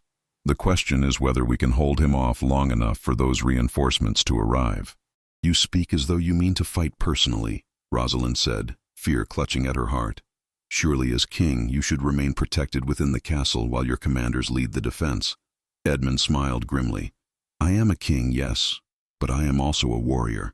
My men will fight more fiercely if they see me beside them on the walls, sharing their danger. I cannot ask them to risk their lives for my throne if I am not willing to do the same." "Then you must promise me you will be careful," Rosalind insisted, her hands gripping the front of his tunic. "You must promise me that you will not take unnecessary risks, that you will remember you have people who care about you and want you to survive this." "I promise," he said solemnly, then cupped her face in his hands. "Rosalind, listen to me carefully. If the worst should happen, if Ravencroft breaches the walls and takes the castle, you must not let them know of any connection between us. Pretend to be a servant, blend in with the other women, do whatever you must to survive. Do you understand?" "I understand," she whispered, though the thought of him falling in battle made her feel as though her heart was being torn from her chest. "But I refuse to consider such possibilities. You will win this battle, Edmund. You must. The kingdom needs you." "And what about you?" he asked softly. "Do you need me, Rosalind?" She looked up into his steel-gray eyes, saw the vulnerability there beneath the warrior's determination, and knew she could give him only one answer. "Yes," she admitted, the truth of it resonating through every fiber of her being. "God help me, but yes, I need you. In one day you have become essential to me in ways I cannot fully explain. So you must survive this, Edmund. You must come back to me." He kissed her then, a kiss filled with desperation and promise, with fear and hope intertwined. It was Rosalind's first kiss, and she knew with certainty that no future kiss could ever match its intensity, its perfect rightness. When they finally parted, both were breathless, their foreheads pressed together as they shared the same air. "I will come back to you," Edmund vowed. "I swear it on my crown, on my kingdom, on everything I hold sacred. We will find a way to be together, Rosalind. Whatever obstacles stand in our path, we will overcome them." The next 2 days passed in a blur of frantic preparation and mounting tension. Rosalind watched from her tower window as the capital transformed into a fortress, its citizens working day and night to strengthen defenses and prepare for the coming assault. The walls were reinforced with additional stones and timber, barrels of pitch were positioned at intervals for use against siege engines, and every able-bodied man was pressed into service, whether as a soldier or as a laborer supporting the defensive efforts. Lady Catherine had kept her promise, and Rosalind's Aunt Margaret had been brought safely to the castle, though the elderly woman was bewildered and frightened by the sudden upheaval. Rosalind spent what time she could comforting her aunt, explaining as best she could the extraordinary circumstances that had led them both to find shelter within the royal walls. Margaret listened with wide eyes, alternating between pride that her niece had caught the king's attention and terror at the danger that now threatened them all. "Child, you have always had a gift for finding yourself in impossible situations," Margaret said with a weak smile as they sat together in Rosalind's chamber on the evening of the second day. "But this surpasses even your usual capacity for chaos. The king himself, Rosalind. Could you not have set your sights on a nice merchant's son or a skilled craftsman?" Despite the gravity of their circumstances, Rosalind found herself laughing. "I did not set my sights on anyone, Aunt Margaret. I merely walked into the wrong hall at the wrong time, and somehow everything spiraled beyond my control. I never intended any of this. Not the king's interest, not the nobles' hostility, and certainly not a traitor's rebellion. And yet here we are," Margaret observed, reaching over to pat her niece's hand. "Tell me true, child. Do you care for him?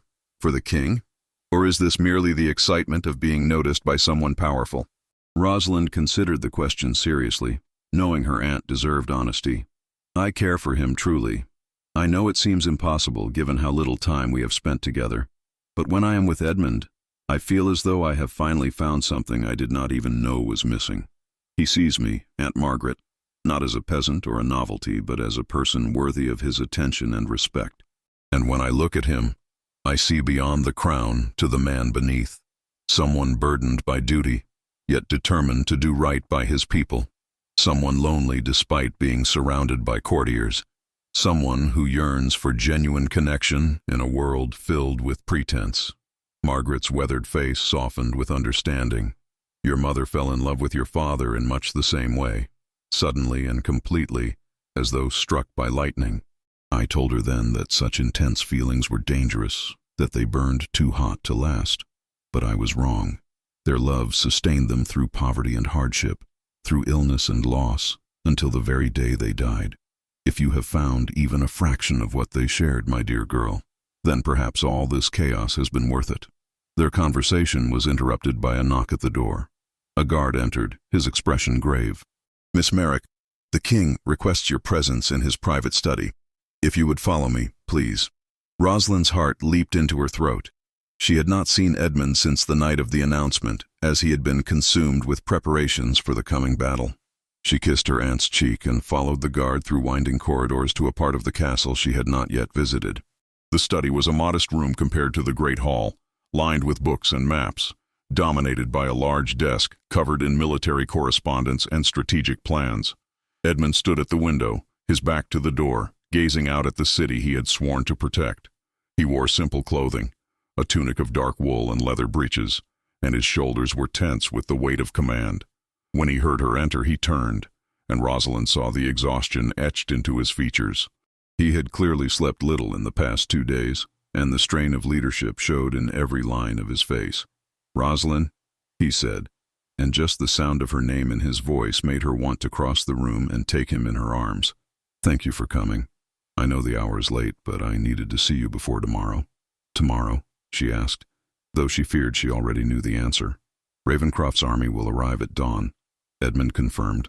"Our scouts report that he has made excellent time, pushing his men hard to reach us before our reinforcements from the south can arrive. We will face him with the forces we have, approximately 1,800 men against his 3,000. The odds are not favorable, but we have the advantage of strong walls and defensive positions. He moved toward her, taking her hands in his. I wanted to see you tonight because I do not know what tomorrow will bring. I wanted to tell you that regardless of what happens, meeting you has been the greatest gift of my life. You have shown me that there is more to existence than duty and obligation, that it is possible to feel joy and hope even in the darkest of circumstances. Do not speak as though you are saying goodbye, Rosalind pleaded, gripping his hands tightly. You are going to survive this battle, Edmund. You are going to defeat Ravencroft and continue ruling your kingdom with the wisdom and strength that defines you. I pray you are right, he replied. But I would be a fool not to acknowledge the possibility that I may fall tomorrow. And if I do, I want you to know that you transformed my life in the brief time we have known each other. You made me remember what it means to be human rather than simply a symbol of authority. Rosalind felt tears sliding down her cheeks, though she tried to hold them back. You will not fall. I refuse to accept any other outcome. You are too skilled a warrior, too clever a strategist, and too important to too many people to lose this battle. Edmund pulled her close, holding her as though she were the only solid thing in a world gone mad. They stood that way for a long moment, drawing strength from each other's presence, neither wanting to acknowledge that this might be their last quiet moment together. Finally, Edmund pulled back slightly, reaching into a pocket of his tunic to withdraw a small object. I want you to have this, he said, pressing something into her palm. It was a ring, simple in design but beautifully crafted, made of silver with a single deep blue stone set in its center. This belonged to my mother. She gave it to my father on their wedding day as a token of her love, and he wore it until the day he died. It is one of my most precious possessions, and I want you to keep it safe for me. Rosalind stared at the ring, overwhelmed by the significance of such a gift. Edmund, I cannot accept something so valuable. What if something happens to it? What if I lose it? You will not lose it, he said with conviction, and I am not giving it to you simply for safekeeping. I am giving it to you as a promise that when this battle is won, when Ravencroft has been defeated and peace restored, I will formally ask for your hand. I will face down every noble in the kingdom, weather every storm of protest, and do whatever is necessary to make you my wife and my queen. The words struck Rosalind like a physical blow, so unexpected and so desired that she could barely comprehend them. Edmund, you cannot mean that. The nobility will never accept a commoner as queen. You will face rebellion, possibly worse than what Ravencroft threatens now. Then let them rebel, Edmund said fiercely. I am tired of living my life according to the dictates of tradition and expectation. I am tired of being told whom I should marry, how I should feel, what decisions I should make. For once in my life, I want to choose for myself, and I choose you, Rosalind. If the nobility cannot accept that, then perhaps they do not deserve the peace and prosperity I have worked so hard to provide them. Rosalind slipped the ring onto her finger, where it fit perfectly, as though it had been made for her. Then I will wear this as a symbol of your promise, and I will hold you to it when you return victorious tomorrow. But Edmund, you must understand, if we do this, if we truly pursue this path, I will need to become worthy of the position. I cannot simply be a peasant girl playing at royalty. I will need to learn, to grow, to transform myself into someone who can stand beside you as an equal. You are already my equal in every way that matters, Edmund insisted. But if you wish to learn the protocols of court, the intricacies of governance, the responsibilities of royalty, then I will provide you with the finest teachers in the kingdom. Together, we will show everyone that worth is not determined by birth, but by character, intelligence, and strength of spirit, all qualities you possess in abundance. They talked long into the night, making plans for a future that seemed both impossibly distant and tantalizingly close. Edmund shared his vision for the kingdom, his hopes for reforms that would improve the lives of common people, his desire to break down the rigid barriers between nobility and peasantry that kept the realm divided. Rosalind, in turn, shared her observations of life beyond the castle walls, the struggles and triumphs of ordinary citizens, the ways in which the king's policies were experienced by those they were meant to serve. As the first hints of dawn began to lighten the eastern sky, Edmund reluctantly acknowledged that he could delay no longer. His commanders would be waiting.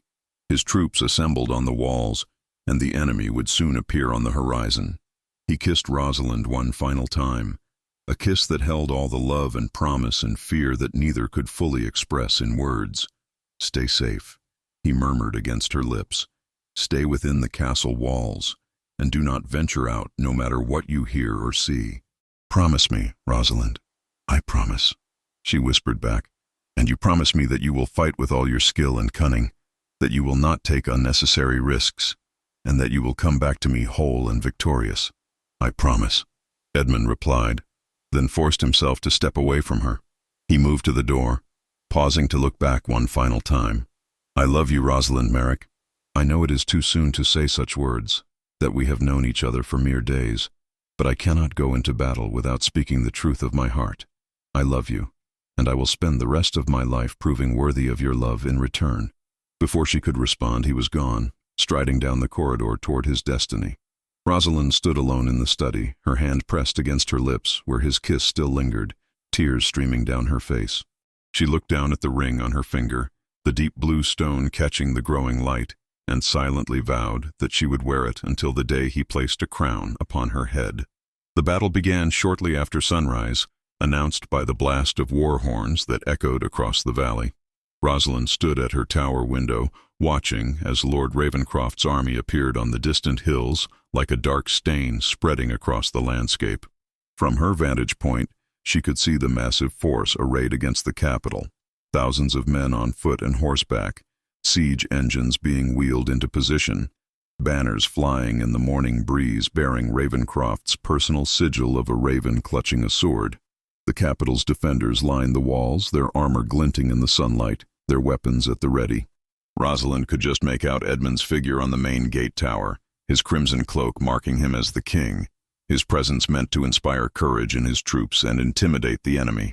He stood tall and proud, a sword in his hand, the very image of a warrior king prepared to defend his realm against all threats. Ravencroft's herald rode forward under a flag of truce, stopping within shouting distance of the walls. His voice carried clearly in the morning air, amplified by the acoustics of the valley. "King Edmund, Lord Godric Ravencroft offers you terms. Surrender your crown peacefully, acknowledge your inadequacy to rule, and retire to a monastery where you may live out your days in contemplation. In exchange, your life will be spared, and no harm will come to those who served you loyally." Edmund's response rang out strong and clear, filled with contempt. "Tell your master that I reject his terms absolutely. I hold this throne by right of succession, by the will of the people, and by the strength of my own arm. If Ravencroft wishes to claim the crown, let him come and try to take it. But know this, he will find the taking far more difficult than he imagines, and the cost far higher than he is willing to pay." The herald retreated to deliver the king's defiant response, and for a moment an eerie silence settled over the battlefield. Then Ravencroft's war horn sounded again, a long, mournful note that signaled the beginning of the assault. The rebel army surged forward like a dark tide, thousands of men rushing toward the capital's walls with ladders and siege equipment, their battle cries rising to fill the air with sounds of fury and bloodlust. From her tower window, Rosalind watched in horror as the battle unfolded. Arrows flew in dark clouds from both sides, finding targets among attackers and defenders alike. The siege engines launched massive stones that crashed against the walls, each impact sending tremors through the very foundations of the castle. Men screamed and died, their bodies falling from walls or collapsing in the mud below, and the morning air grew thick with smoke from burning pitch and the copper smell of blood. Edmund fought like a man possessed, his sword flashing in the sunlight as he moved along the walls, rallying his troops and striking down any enemy who managed to climb the siege ladders. Rosalind could see him even from her distant vantage point, his crimson cloak a bright banner of defiance, his presence inspiring his soldiers to feats of courage that pushed back wave after wave of attackers. But the numerical advantage of Ravencroft's forces began to tell as the day wore on. Despite the defenders' fierce resistance, sections of the wall came under increasing pressure. A battering ram, protected by a covered siege engine, began hammering at the main gate, each blow threatening to splinter the reinforced wood. Edmund directed men to rain down burning oil and heavy stones on the ram's protective covering, but still it continued its relentless pounding. Lady Catherine appeared at Rosalind's chamber door, her face pale but composed. "Come away from the window, child. You should not witness such violence. It will only torment you with fears you cannot act upon." "I cannot look away," Rosalind replied, her voice hollow with dread. "If Edmund is out there facing death, the least I can do is bear witness to his courage. I will not hide and pretend this is not happening." Catherine moved to stand beside her, placing a comforting hand on Rosalind's shoulder. Together they watched as the battle raged, each praying in her own way for the king's survival and the capital's deliverance. The hours crawled by with agonizing slowness, the sun climbing toward its zenith and then beginning its descent toward the western horizon, and still the fighting continued with unabated ferocity. As afternoon shadows began to lengthen, a commotion arose from the eastern approach to the city. Rosalind's heart leaped with hope as she saw new banners appearing on the distant hills, the colors of the southern lords, their reinforcements arriving at last. Lord Ashford had successfully rallied their support, and now nearly 2,000 fresh troops were marching to the capital's relief. The effect on both armies was immediate and dramatic. The defenders, who had been flagging under the relentless assault, found renewed strength and redoubled their efforts. The attackers, realizing they now faced the prospect of being caught between the capital's defenders and the approaching reinforcements, began to lose their cohesion. Lord Ravenscroft, seeing his advantage slipping away, made a desperate gamble. He gathered his personal guard, the most elite warriors in his force, and led a focused assault on the section of wall where Edmund stood. The traitor's intention was clear. If he could kill the king, the battle would end regardless of the reinforcements' arrival. With Edmund dead, the throne would be contested, the kingdom thrown into chaos, and Ravenscroft could claim victory even in the midst of military defeat. Edmund saw the attack coming and met it head-on, refusing to retreat to safety despite the urgings of his commanders. He knew, as Ravenscroft knew, that this moment would decide everything. The two leaders came together in single combat atop the wall, their swords clashing with ringing force that could be heard even over the general din of battle. Rosalind gripped the windowsill so tightly her knuckles turned white, unable to breathe as she watched the two men fight. Ravenscroft was a formidable warrior, older and more experienced than Edmund, with a brutal fighting style that relied on strength and aggression. But Edmund was faster, more agile, and he fought with the desperation of a man protecting not just his throne, but his future, his dreams, and the woman he loved. The duel seemed to last an eternity, though it could have been no more than minutes. Both men sustained wounds.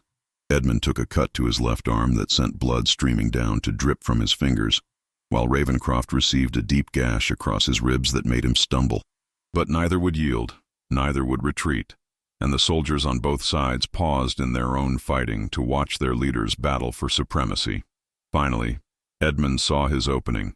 Ravenscroft, overconfident and enraged by his failure to quickly overcome his younger opponent, overextended on a powerful downward strike, meant to cleave through Edmund's defense.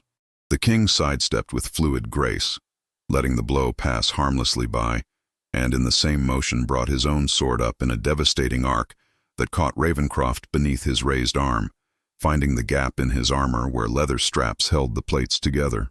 The traitor's eyes went wide with shock and pain. His sword clattered from his nerveless fingers, and he fell to his knees, blood spreading across his tunic in a dark stain. Edmund stood over him, his sword point now resting against Ravenscroft's throat, and in a voice that carried across the suddenly silent battlefield, he pronounced judgment. "Lord Godric Ravenscroft, you stand guilty of high treason against the crown of England. You have raised an army against your lawful king, brought foreign mercenaries and barbarian raiders into our lands, and caused the deaths of hundreds of loyal subjects. For these crimes, there can be only one punishment." Ravenscroft looked up at him, hatred and fear warring in his eyes. "You may kill me, boy, but others will follow. You are weak, too concerned with justice and mercy to rule effectively. England needs strength, needs iron." "England has strength," Edmund interrupted coldly, "and you are about to experience it." With one swift motion, he executed the traitor, ending both Ravenscroft's words and his ambitions.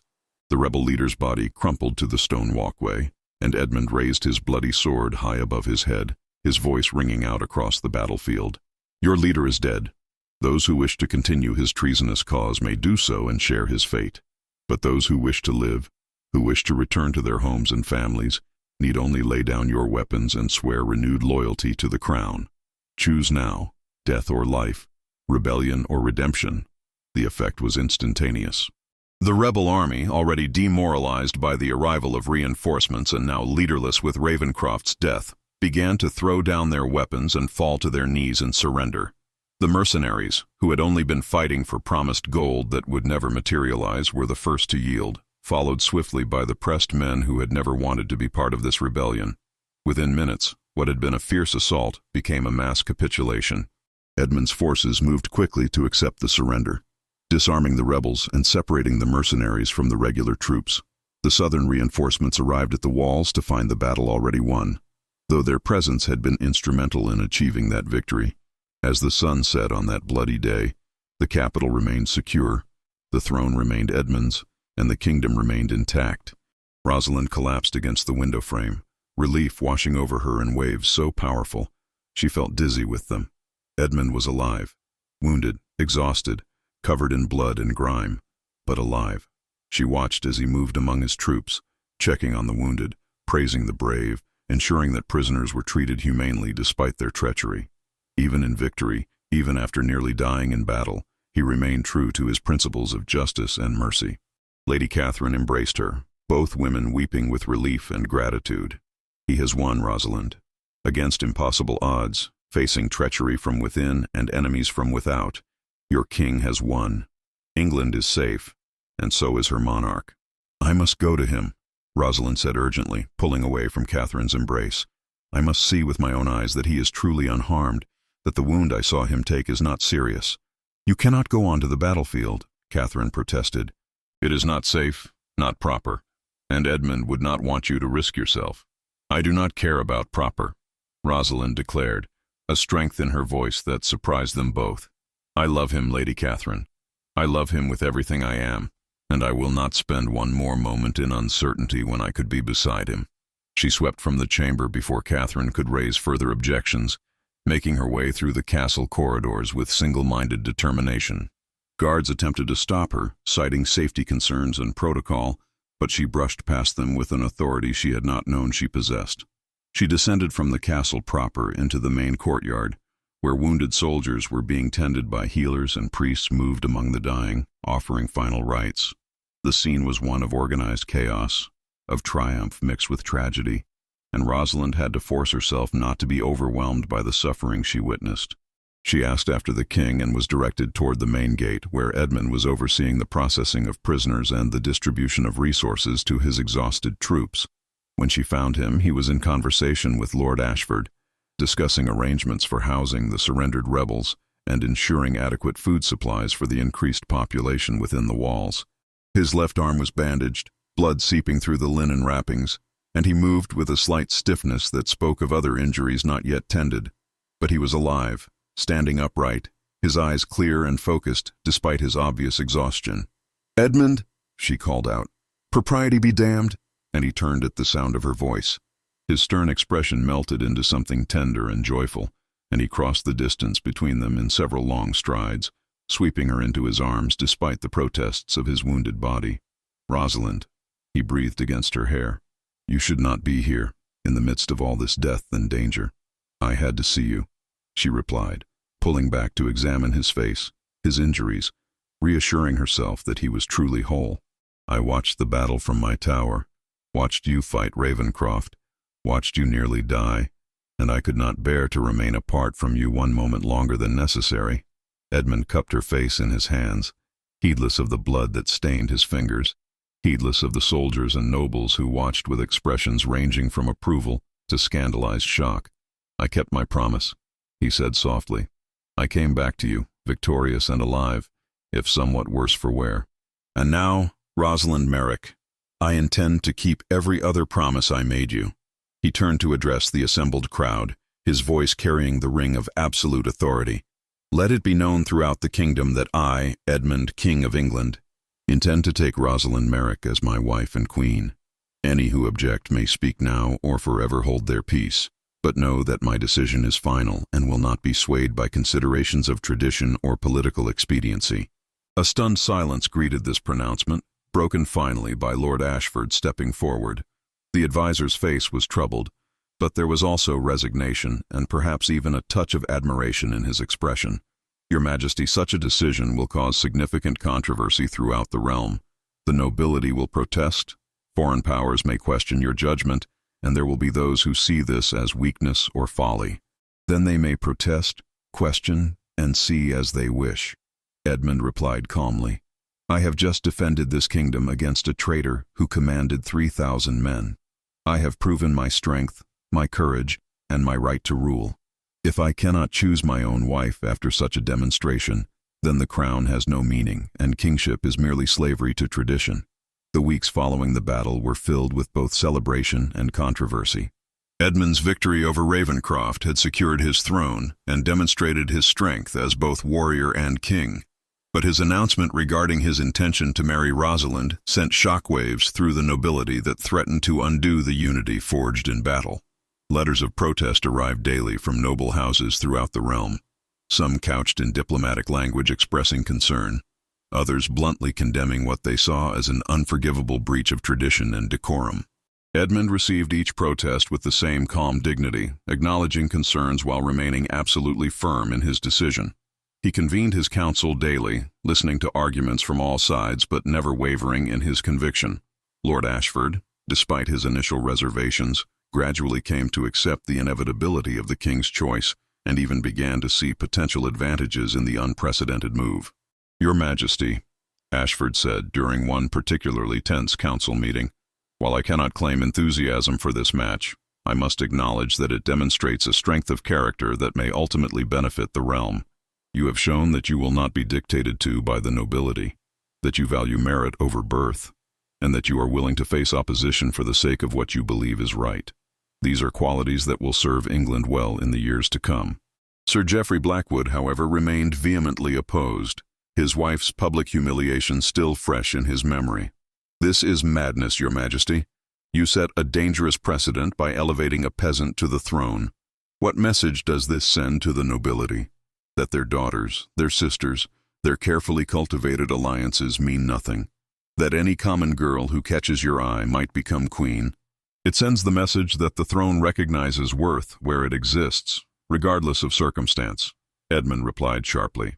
"And if the nobility finds that threatening, perhaps they should examine why they fear the recognition of merit in those they consider beneath them." The debate raged for hours, with various nobles presenting arguments both for and against the proposed marriage. Some, particularly the older lords who remembered Edmund's father's reign, argued that tradition existed for good reason and should not be lightly discarded. Others, younger men who had fought beside Edmund in the battle against Ravenscroft, spoke in support of their king's right to choose his own bride, particularly one who had already demonstrated grace under pressure and genuine affection for their monarch. Throughout these debates, Rosalind remained largely secluded within the castle, working diligently with Lady Catherine and other noblewomen who had taken her under their protection. She knew that if she was to become queen, she would need to master the complex protocols of court life, the intricate web of alliances and obligations that governed the nobility, and the diplomatic skills necessary to navigate the treacherous waters of royal politics. Lady Catherine proved to be an invaluable teacher, patient but demanding, guiding Rosalind through lessons on everything from proper forms of address to the histories of the great noble houses. "You must understand, child," Catherine explained during one lesson, "that as queen you will be more than simply the king's wife.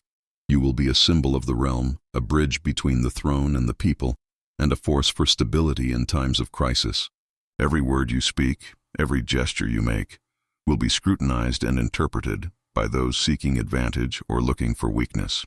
Rosalind absorbed these lessons with fierce determination, driven by her love for Edmund and her desire to prove herself worthy of the faith he had placed in her. She studied late into the night, memorizing genealogies and precedents, practicing formal speech patterns and courtly manners until they became second nature. Her intelligence and quick wit served her well, and within a few weeks she had made remarkable progress. But it was not only academic knowledge that she needed to master. Lady Catherine also arranged for Rosalind to meet privately with various members of the court, building relationships and winning support one conversation at a time.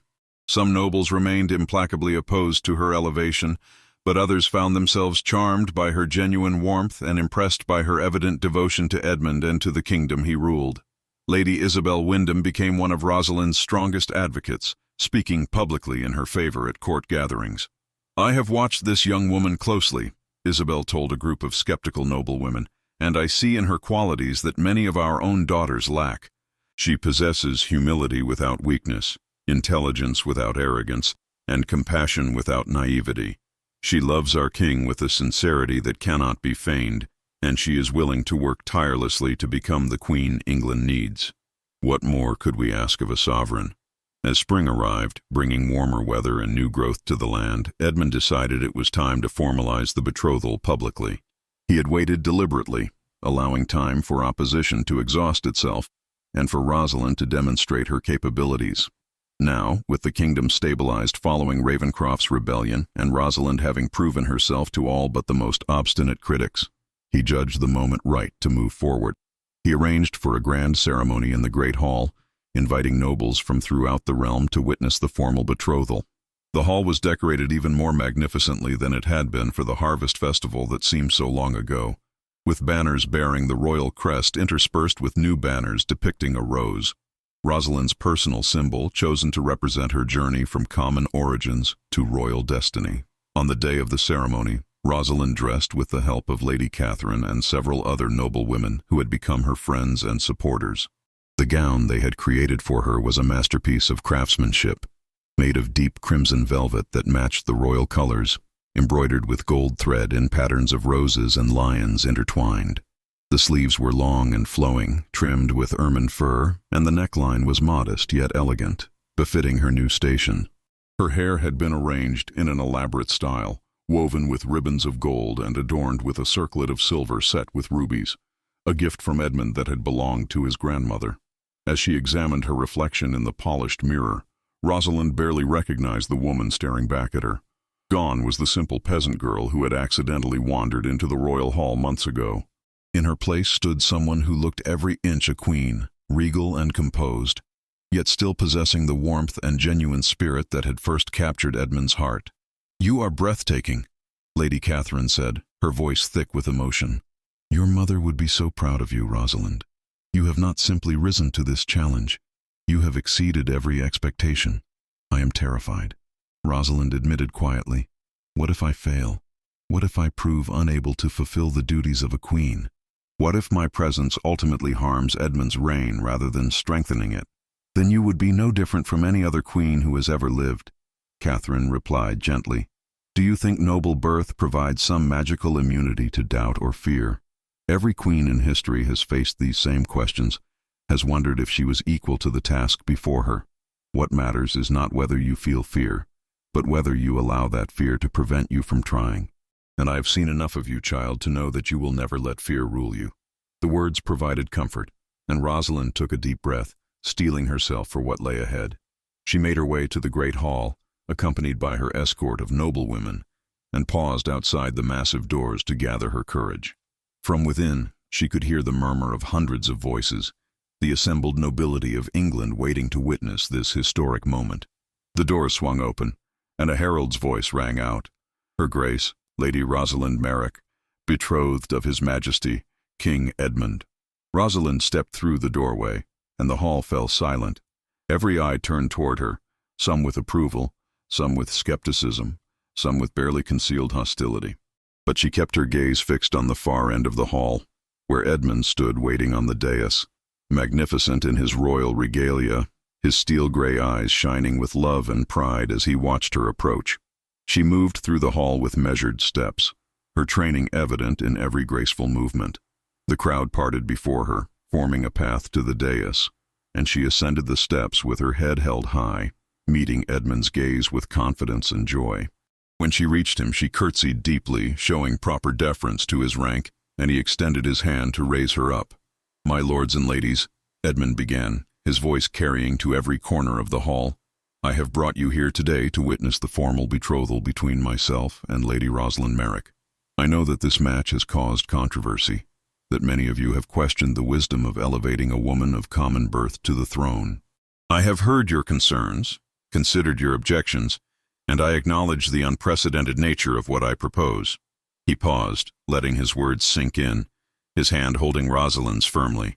"But I ask you to look beyond tradition and precedent to the woman who stands before you. In the months since she first entered this hall, Lady Rosalind has demonstrated qualities that any monarch would be fortunate to possess. She has shown intelligence, grace, compassion, and an unwavering commitment to serving this kingdom and its people. She has studied tirelessly to master the complexities of governance and court protocol. She has faced criticism and hostility with dignity and patience.